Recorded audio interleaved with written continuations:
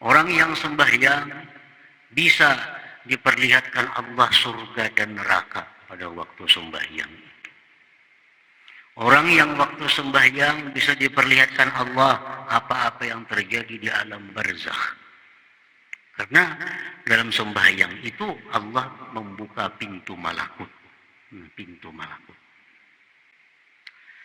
Wa innama kanatis salatu istiftahan li babi asraril malakut limashtamalat alaih min tathhiril batin wal zahir.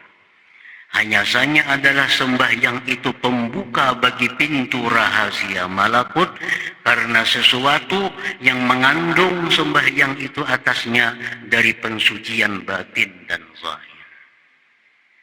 Alam malakut itu orang yang dibukakan Allah melihatnya, orangnya mesti bersih zahirnya, bersih batinnya. Itu dibuka oleh Allah pintu alam malakut itu. Nah, sembahyang ini bersih. Orang yang sembahyang bersih daripada hal-hal yang kotor, baik zahir maupun batin. Qala Rasulullah sallallahu alaihi wasallam, "Ara'aytum law anna nahran bi babi ahadikum yabtasilu fihi kulla yawm 5 marrat, hal yabqa min daranihi syai'?" Rasulullah SAW bersabda kepada sahabatnya, "Apakah pendapat kalian, wahai sahabat, jikalau ada sungai di pintu rumah kamu, mandi pada sungai itu tiap-tiap hari 5 kali mandi, apakah ada tersisa daki di tubuh kalian?" Qalu la yabqa min daranihi syai'. Ujar sahabat, tentu ada bedaki lagi. 2 kali sehari itu mandi sudah bersih. Ini 5 kali sehari. Rasulullah bersabda, "Fadzalika mithlu shalawatil khams." Itulah perumpamaan sembahyang 5 waktu. Yamhullahu bihinnal khataya. Allah hapus dengan sembahyang 5 waktu itu segala dosa kita, segala kesalahan kita. Nah, kalau sudah terhapus dosa, kesalahan kita, maka mata hati kita akan nampak, mata hati kita akan terang. Itulah saatnya dibuka Allah rahasia-rahasia malakut tadi. Sebagaimana yang pernah disabdakan Rasulullah SAW, begitu beliau selesai sembahyang, Rasulullah bersabda, "Aku diperlihatkan surga dan neraka seperti ini, seperti ini." Nah, dalam sembahyang dibuka oleh Allah pintu malakut.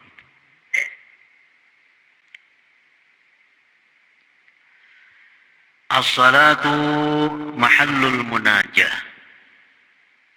Sembahyang itu tempatnya munajat. Artinya tempat di mana kita berdialog dengan Allah. Tempat di mana kita saling mengutarakan sesuatu kepada Allah. Tempat di mana kita berkomunikasi dengan Allah. Itu sembahyang. Qala Nabi sallallahu alaihi wasallam, "Al-musalli yunaji rabbah." Orang sembahyang itu dia munajat kepada Tuhannya. Artinya apa yang kita ucapkan dijawab oleh Allah. Apa yang kita minta diterima oleh Allah. Itu munajat. Wa qala aidan yaqulullahu ta'ala, Rasulullah bersabda, firman Allah Subhanahu wa ta'ala, "Qasamtus salah baini wa baina 'abdi wa li 'abdi ma sa'al. Fa idza qala al-'abdu alhamdulillahi rabbil alamin, qala ta'ala hamidani 'abdi." Aku bagi sembahyang itu antaraku dan antara hambaku. Ini hadis qudsi. Dan bagi hamba apa yang dia minta. Apabila hamba itu mengucapkan alhamdulillahi rabbil alamin, artinya segala puji bagi Allah, Tuhan semesta alam. Nah, itu Allah berfirman, hamidani abdu. Ujar Tuhan, hambaku itu dia telah memuji kepadaku. Nah, ini munajat, dialog dengan Allah. Begitu kita mengucap Alhamdulillahirabbil alamin, itu sebenarnya Allah menjawab, hamidani abdi. Hambaku telah memuji aku. Faiza qala, bila seorang hamba berkata Ar-Rahmanir Rahim, Allah Ta'ala, Allah berfirman, Majjadani abdi, telah memuliakan kepadaku hambaku, telah mengagungkan kepadaku hambaku. Nah, kita mengucap bahwa Allah itu maha pengasih, Allah itu maha penyayang. Allah menjawab bahwa dia telah memuliakan aku.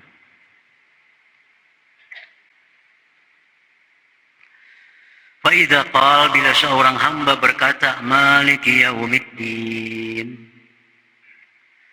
Maliki yaumiddin, dia adalah raja pada hari kiamat.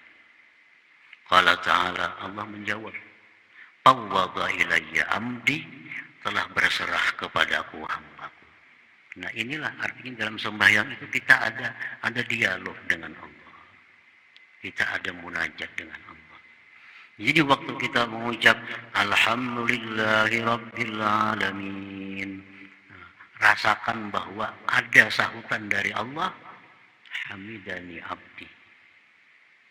Ar-Rahmanir Rahim, rasakan bahwa Allah itu mengucapkan Majjadani abdi. Bila kita mengucap Maliki yaumiddin, nah kita rasakan bahwa Allah berfirman Fawwada ilayya abdi. Nah, itulah munajat artinya dalam sembahyang itu. Sampai seterusnya surah Fatihah itu intinya adalah munajat kita. Wa ma'dinul musafat, dan sembahyang itu merupakan tambangnya musafat. Musafat ini lebih khusus daripada munajat. Karena munajat itu bisa di balik pintu. Bisa munajat itu di balik tirai.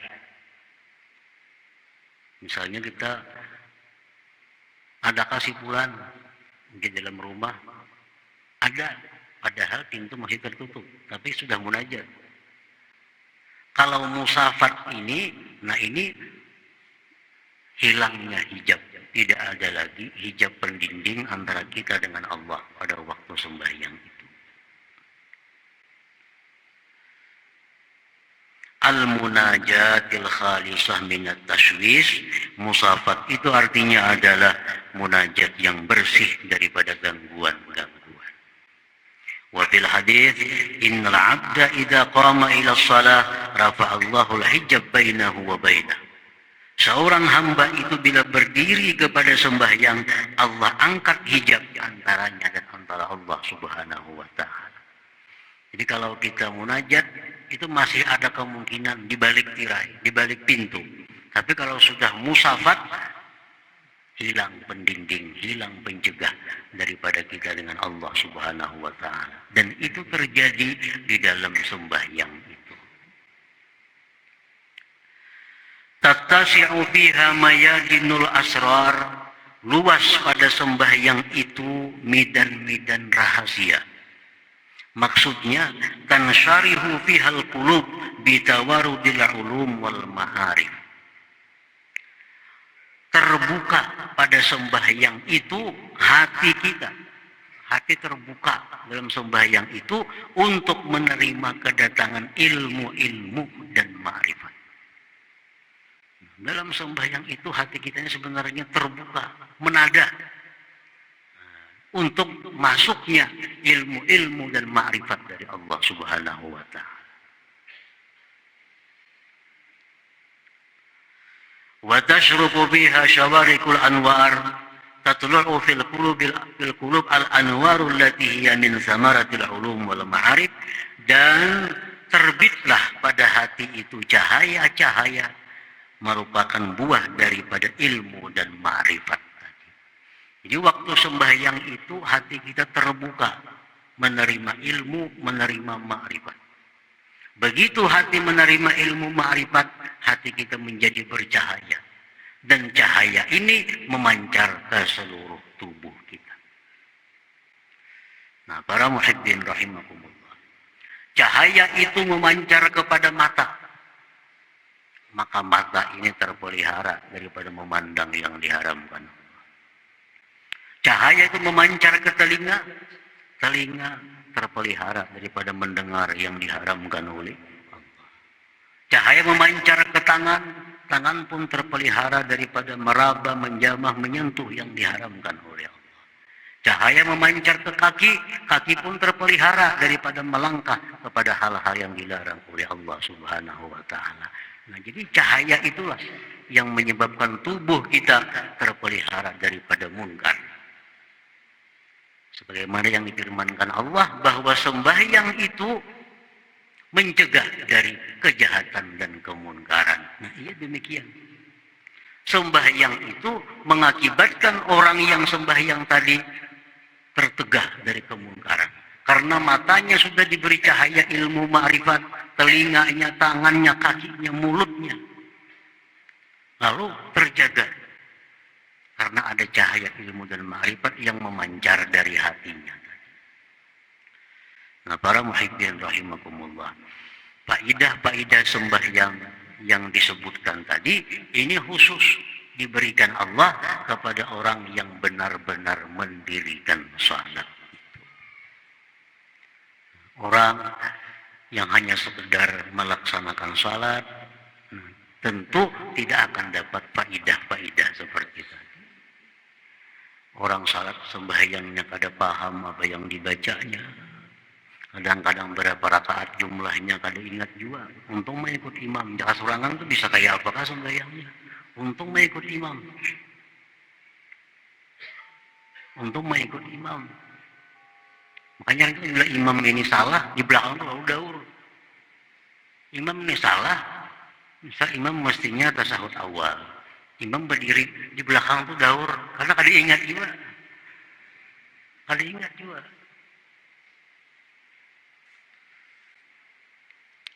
Nah, jadi sembahyang yang demikian tentu kada akan mendapatkan faidah-faidah tadi. Sebenarnya sembahyang itu bisa membentuk jiwa kita menjadi orang yang tawadhu, membentuk tubuh kita terpelihara daripada kemaksiatan dan kemunkaran. Nah, para muhibbin rahimakumullah. Rasulullah dalam sebuah hadis menyatakan man lam tanhahu salatuhu anil fahsya wal munkar lam tazidhu minallah illa bu'da. Orang yang sembahyang tetapi masih suka maksiat kepada Allah.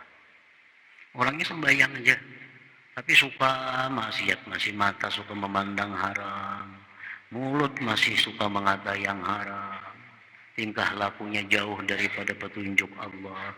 Nah, orang yang sembahyang tapi tetap melakukan kejahatan, kemunkaran, maka orang ini tidak akan bertambah daripada Allah, melainkan semakin jauh. Nah, semakin jauh. Jadi sembahyangnya itu kada berguna artinya. Gunanya hanya sekedar bahwa dia adalah orang Islam, bahwa dia telah melaksanakan kewajiban. Perkara faidah-faidah sembahyang yang sangat banyak, manfaat-manfaat sembahyang yang sangat banyak, kada akan didapat. Kalau sembahyang hanya sekedar menjaga syarat dan rukunnya. Ini sembahyang asal sah saja. Bila syaratnya terpenuhi, rukunnya bujur, cukup. Nah, sunat-sunatnya kada perlu. Apalagi khusyuknya ditinggalkannya. Nah, sembahyang ini hanya sekedar melaksanakan kewajiban. Sembahyang ini diumpamakan seperti orang yang menghadiahkan kepada raja seorang budak yang cacat. Bukan mendapat hadiah dari raja, tapi justru